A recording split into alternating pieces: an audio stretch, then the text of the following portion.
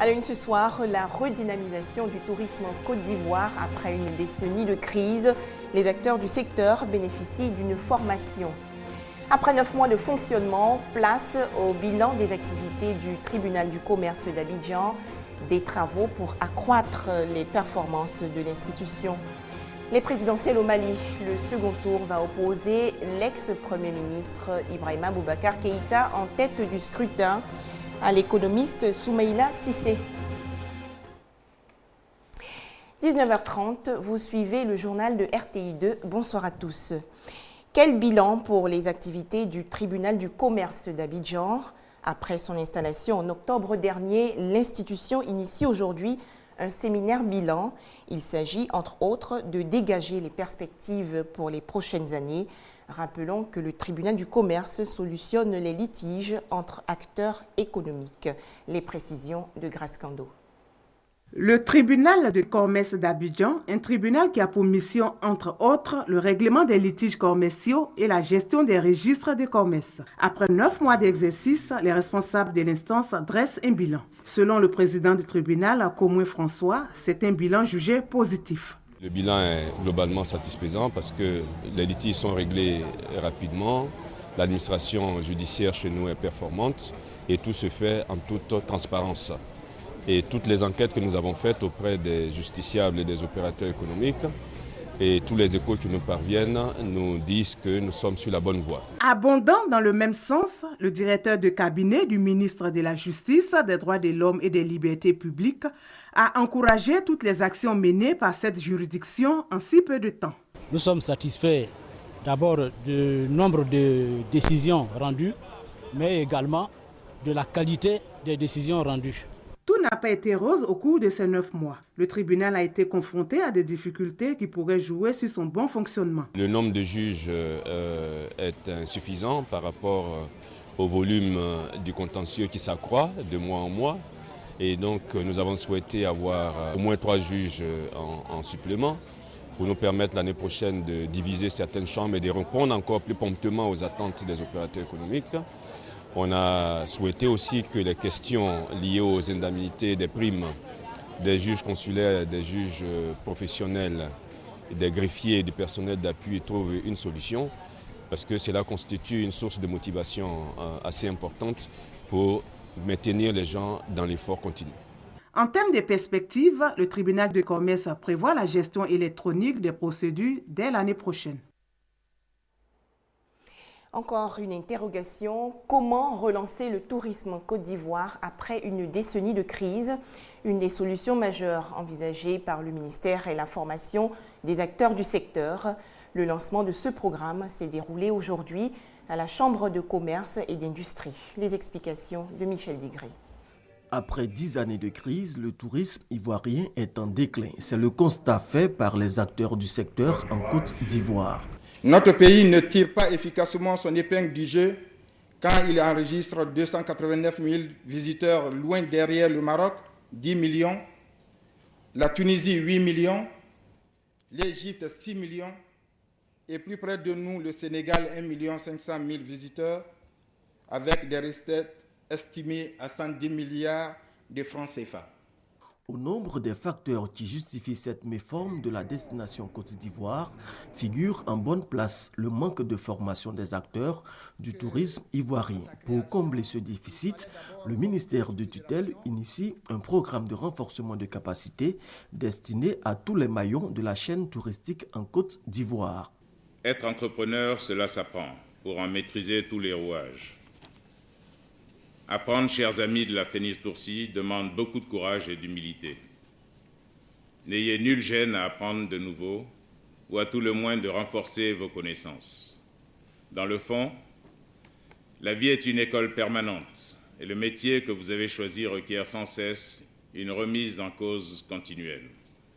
Comme vous le savez, le tourisme est exigence de qualité et exigence de professionnalisme, le tout débouchant sur une démarche qualité de référence. Ce programme de formation qui va durer 6 mois sera assuré par la Chambre de commerce et d'industrie. Les bénéficiaires sont les promoteurs et agents des hôtels, restaurants, maquis, agences de voyage et les entreprises de location de véhicules.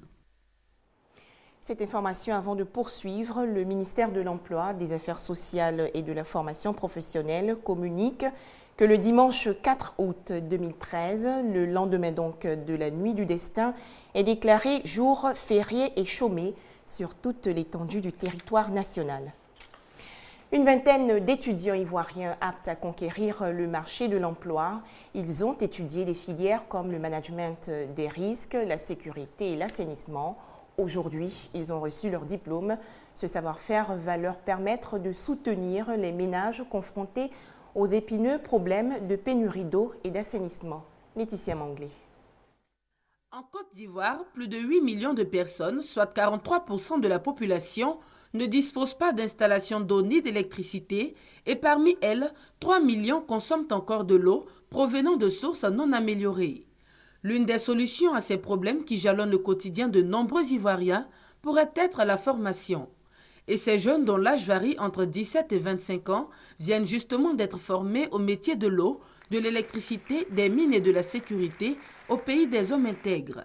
Ils entendent utiliser leurs aptitudes pour améliorer les conditions de vie des populations ivoiriennes. Nous pensons que la formation qu'on a eue en 3 ans à Ouagadougou peut nous permettre d'améliorer les conditions de vie des populations par l'accès aux ressources énergétiques modernes et durables.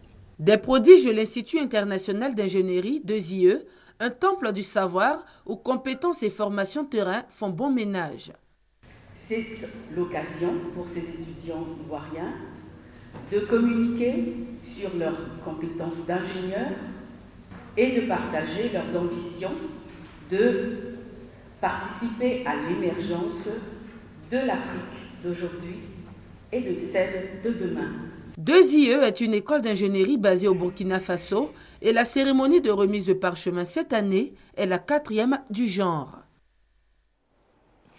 La Côte d'Ivoire renforce sa coopération avec la Chine. À l'invitation du gouverneur du district d'Abidjan, Robert Begré-Mambé, une délégation d'opérateurs économiques chinois séjourne à Abidjan. Il est question de signer un accord de coopération entre le district et la province chinoise de Liaoning. Les précisions avec Thomas Guessambi. C'est une délégation chinoise forte d'une vingtaine d'entrepreneurs conduite par le vice-président Fen Zhiyu qui a été reçu ce vendredi 2 août à l'hôtel du district d'Abidjan. Il s'est agi pour la délégation et l'équipe du gouverneur Begré-Mambé de signer un accord de coopération et d'amitié dans les secteurs agroalimentaires, des mines, du commerce, du tourisme, du port, pour ne citer que ces domaines-là. Pour le chef de la délégation chinoise, c'est le dynamisme et l'enthousiasme du gouverneur Begré-Mambé qui a favorisé le choix de la Côte d'Ivoire au détriment de certains pays africains. Nous effectuons cette visite sur l'invitation du gouverneur du district d'Abidjan. L'objectif de notre visite en Côte d'Ivoire est de promouvoir les échanges et la coopération et ainsi promouvoir les échanges économiques et commerciaux entre la partie chinoise et le district d'Abidjan. Le gouverneur du district d'Abidjan, quant à lui, a souhaité que cette signature entre son institution et la province de Liaoning reste un exemple de coopération solide et durable. Nous avons signé récemment en Chine un accord de coopération avec la ville capitale de Shandong. Et là, c'est avec cette importante région que nous venons de signer celle d'intention. Cela va nous donner une perspective de 3 jumelages très importants pour développer le district d'Abidjan.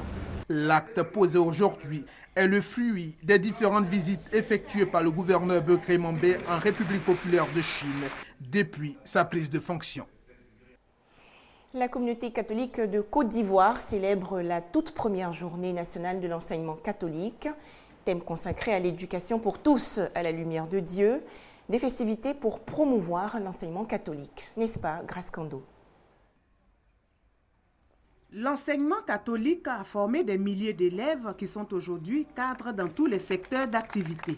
Créé en 1957, ce type d'enseignement a toujours conservé son originalité malgré le poids des années. L'éducation que nous avons reçue, c'est une éducation religieuse qui nous a permis de nous comporter comme des grandes femmes. Aujourd'hui, je suis vraiment rangée. Donc l'enseignement catholique pour moi, c'est une fierté et je souhaite vraiment que l'enseignement soit soutenu. Après plus d'une décennie, tous ceux qui ont concouru à atteindre ce résultat seront célébrés à travers une journée de l'excellence ce samedi.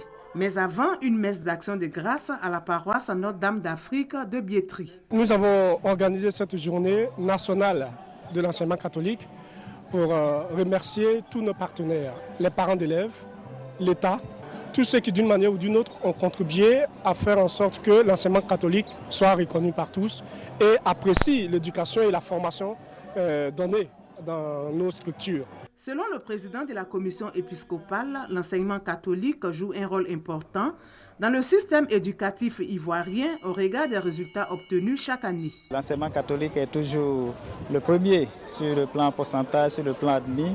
Donc je pense que nous sommes encore contents, malgré que nous avons les difficultés pour payer les enseignants, le personnel. Les résultats vont de mieux en mieux et nous sommes toujours au-delà de la moyenne nationale. L'enseignement catholique en Côte d'Ivoire, c'est aujourd'hui 332 établissements primaires, 38 établissements secondaires et 26 établissements techniques. Une autre célébration à présent, le 722e anniversaire de la Confédération suisse a été commémoré hier, jeudi 1er août.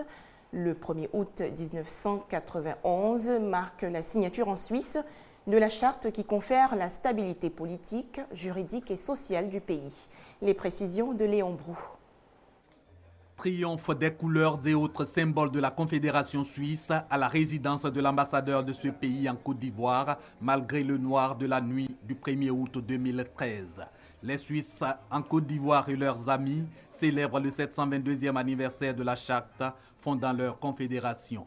Une occasion pour l'ambassadeur d'évoquer la coopération ivoiro-suisse. Encore aujourd'hui, la Suisse est le troisième investisseur étranger dans votre pays. La Suisse soutient par exemple avec vigueur l'activité du président et de la commission Vérité, Réconciliation et Dialogue. Adressant à ses compatriotes le message de la nation suisse, le parlementaire Guy Parmelin a rappelé les conditions de la naissance de leur confédération et exhorté les Suisses à toujours régler leurs conflits internes par la négociation. Une leçon de réconciliation pour les autorités ivoiriennes. La Suisse reste un modèle de courage, un modèle d'abnégation, un modèle de on ne renonce pas, on n'abandonne pas et on s'approprie son destin. Et voilà comment on peut s'en sortir. Je crois que oui, les Ivoiriens en sont capables. La Confédération suisse a été fondée en 1291 par une charte de non-agression, de tolérance, d'unité entre Suisses pour imposer la suprématie de ce pays plurilinguiste sur ses ennemis. Au Mali, le second tour des élections présidentielles, l'ex-premier ministre Ibrahima Boubacar Keïta en tête du scrutin avec 39,2% sera opposé à l'économiste Soumeïla Cissé qui obtient 19,4% des suffrages. Ce dernier exige aujourd'hui que des mesures concrètes soient prises pour juguler la fraude. Le scrutin, vous le savez, doit avoir lieu le 11 août prochain.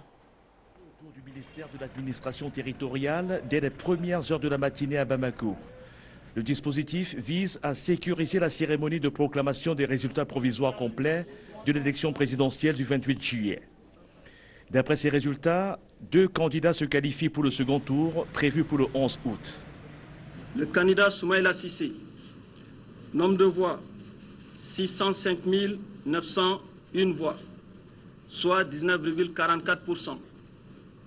Le candidat Ibrahim Boubacar Keïta, 1 222 657 voix, soit 39,24%. Dans les rues de Bamako, c'est dans le calme que la population accueille ces résultats provisoires. Des résultats qui seront transmis à la Cour constitutionnelle. Dramane Dembélé, arrivé en 3e position avec 9,5% des voix, a d'ores et déjà promis d'introduire un recours. Nous, on va introduire nos requêtes et vers la fin, certainement il y aura un candidat proclamé. Et nous, moi en tant que républicain, j'accepterai ces résultats-là, si c'est confirmé par la Cour constitutionnelle. Membre de l'Internationale socialiste, l'ADEMA PASJ devrait, sauf coup de théâtre, appeler à voter le candidat Ibrahim Boubacar Keïta, socialiste. Mais Ibeka doit encore convaincre d'autres petits candidats. En tout cas, dans les camps des deux finalistes, les tractations ont bel et bien commencé. Et voilà, c'est la fin de cette édition. Merci à vous de nous avoir suivis. Très bonne suite des programmes sur RTI2.